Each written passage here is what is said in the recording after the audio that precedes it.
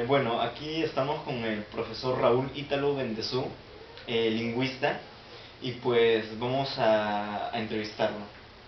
Raúl, ¿qué tal? Quisiera saber si en la rama en el estudio de la literatura y la lingüística se usan las matemáticas.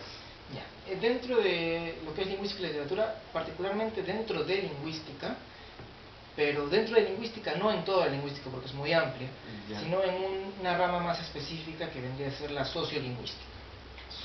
¿Me podrías explicar bien este término? Bien, sociolingüística también es una rama dentro de la lingüística que estudia fenómenos lingüísticos y conjuga factores sociales con fenómenos lingüísticos. O sea, no ve el fenómeno lingüístico, por ejemplo, el caso de que en la costa la S antes de la K se pronuncia como una J, ¿no? O sea, como mosca, ¿no?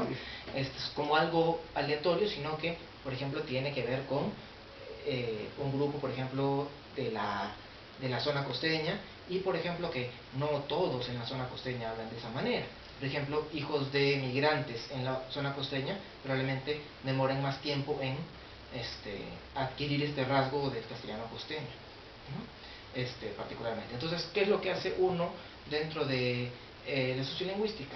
Bueno, cuando hace sociolingüística, ¿no? Lo que hace es estudiar bajo ciertos parámetros un fenómeno. Entonces uno considera factores como la edad de la persona entrevistada, de las personas entrevistadas, el género, lugar de procedencia, el manejo del castellano en el caso, o de la lengua que estoy estudiando en el caso de que no sea su lengua materna, su grado de instrucción también, varios factores socioeconómicos, ¿no? E incluso hasta culturales a veces, que influyen. Entonces, ¿qué es lo que pasa?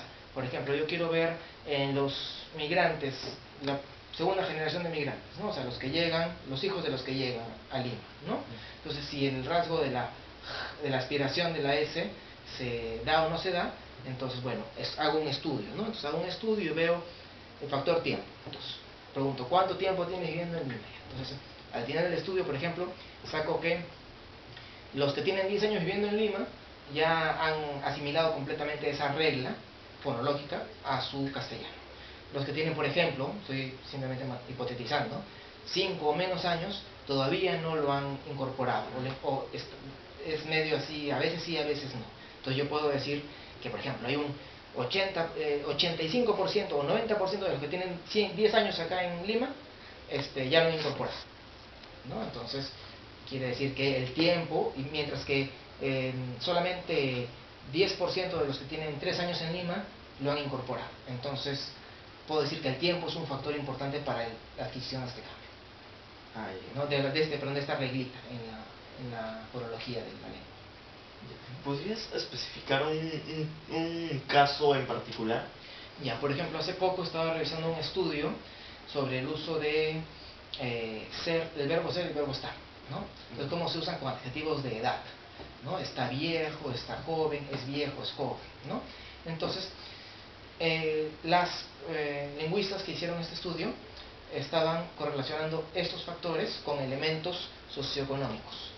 Entonces, al final dijeron que los usos más novedosos de ser y estar, o sea, los usos de ser que no eran tan normales, entre comillas, o sea, no eran la norma en el español, sino eran usos novedosos, usos nuevos de ser y de estar, eran más propios de mujeres de clase socioeconómica de grado de instrucción bajo, o sea, que tenían secundaria o primaria, ¿no? Entonces, ¿cómo probaban eso? A partir de una serie de datos estadísticos principalmente, ¿no? Y no solamente datos estadísticos en cuanto a porcentajes brutos, ¿no? Que yo saco de 100 y digo, ya, cojo 100 a propósito para que me salga redondito. No, sino, había una regla bastante compleja. Yo no entiendo mucho de estadística, pero había una regla bastante compleja y una serie de valores propios de la estadística que estaban involucrados para que los resultados del trabajo fueran sólidos, en el sentido de que no estuvieran solamente en una impresión. Seguramente estas investigadoras llegaron a estudiar esto a partir de una impresión, ¿no? Notaron algo primero, ¿no? Notaron un uso novedoso de ser y estar. Entonces, ¿quiénes usan esto más? Entonces, para que no sea más que una impresión, los que tienen menor instrucción.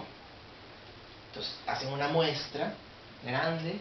Entonces, cada individuo tiene pues varios grupos socioeconómicos distintos, edades, entonces, para jugar con todos los factores posibles, y luego analizar los datos, ven corroborada su hipótesis inicial, o bien pueden ver refutada su hipótesis inicial, ¿no? Pero digamos, hay una certeza, hay un aspecto objetivo que te da la razón, y no solamente me parece que esto funciona así, ¿no? Entonces, en la sociolingüística se usa bastante eso, particularmente en la sociolingüística variacionista, que tiene que ver con la variación lingüística.